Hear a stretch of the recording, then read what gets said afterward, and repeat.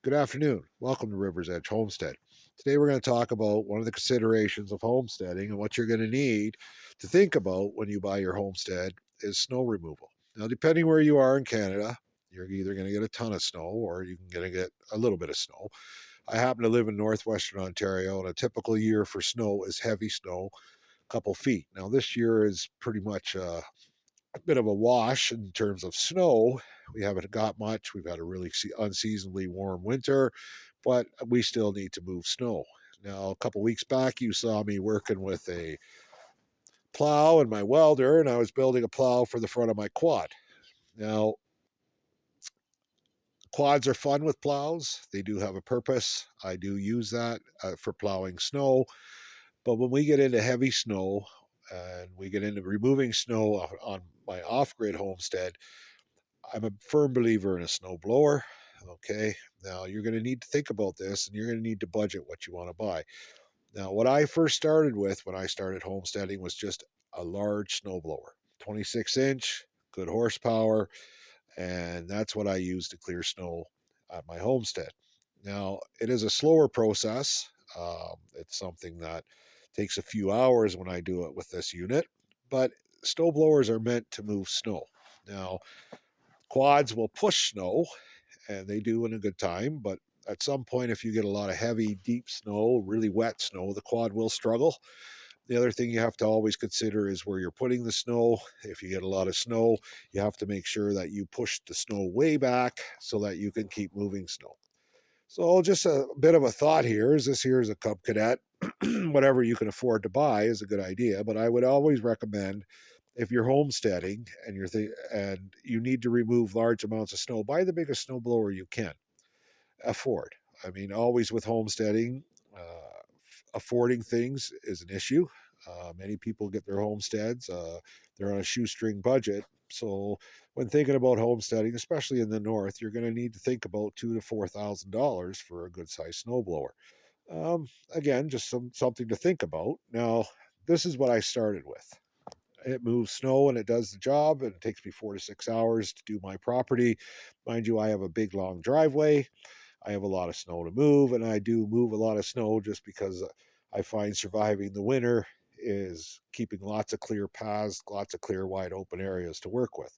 So, this is one of your options that you have in the terms of snow removal. Now, I've since upgraded and I went to something called the Beast.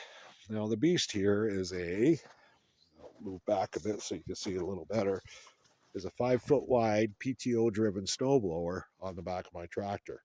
This thing moves snow, and it moves a lot of snow, and it does it in a short period of time. So if you're kind of thinking and you have a tractor and you're kind of going, what do I invest my money in?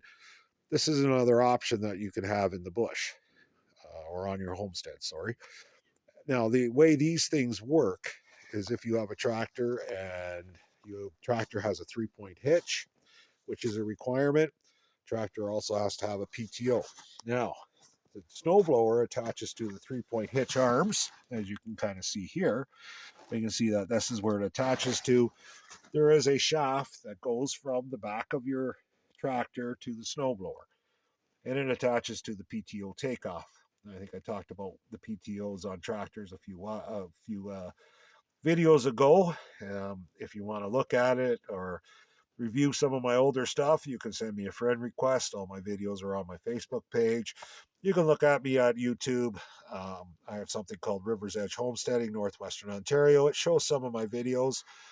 Now, my videos are not about living in on a homestead, but a lot about what tools or ideas I do on my homestead. Now, if you have a tractor or you're thinking about going this route, a couple things to note. You have to buy a tractor with a PTO and a 3 point hitch. You need to buy the blower. Okay, typically you may be able to find these anywhere from $1,000 to $4,000. $4,000 to get you into a new one. I might be a bit high on that or low. I'm not sure. I tend to buy everything used, so I often see these on marketplace for about $1,000. Now, how they operate, or how a tractor's PTO operates. In my case, I have an old 1951 Henry Ferguson TEA 20, so it operates with this lever here, engages and disengages my PTO, And this lever over here raises and lowers my 3-point hitch. Now, the hydraulics to raise and lower your 3-point hitch are in your axle. So when you turn this lever on, it turns on that pump and it engages the shaft on the output. Now, something to consider if you're thinking about a tractor is something called live PTO. These old girls, sorry, I call mine an old girl, but anyway, it has just a single stage PTO. Basically, the clutch has to be engaged for that PTO to work. Now, when we're using a snowblower with that kind of setup, these old tractors tend to have a very fast reverse gear, somewhere between 1 to 2 miles an hour. You don't think that's fast, but on a snowblower it can be. So what happens is that I end up stopping, putting the clutch in, taking it out of gear, and letting the snowblower clear out, and then stopping, putting it in the clutch, putting it in reverse, moving a little bit further back. Now, if you're looking at a tractor, look for something with a live PTO if you can. And how a live PTO works is the clutch is a double stage, 2-stage. So the first half of the clutch disengages the drivetrain of the tractor. Now, that means you can keep that PTO running, but not have to move the tractor. So you don't have to take it in and out of gear all the time and re-engage the clutch.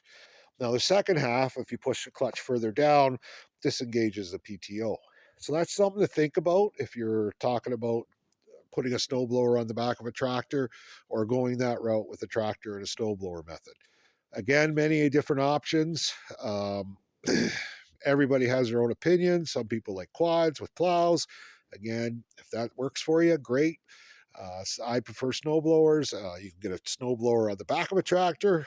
If you're going brand new, you can buy snowblowers for front of tractors. They are easier to work with because you're not trying to turn around and look backwards all the time. Or you can go with something very simple. Just go buy a snowblower. Um, they do take a little more time out of your day, but cost-wise, the fancier you get, the more money you're going to spend. Anyway, just my 2 cents worth here at River's Edge Homestead, and something to think about when you're trying to think about whether you want to establish a homestead or one of the costs that's going to happen when you do buy a homestead. Anyway, you have a good afternoon, and this is River's Edge Homestead.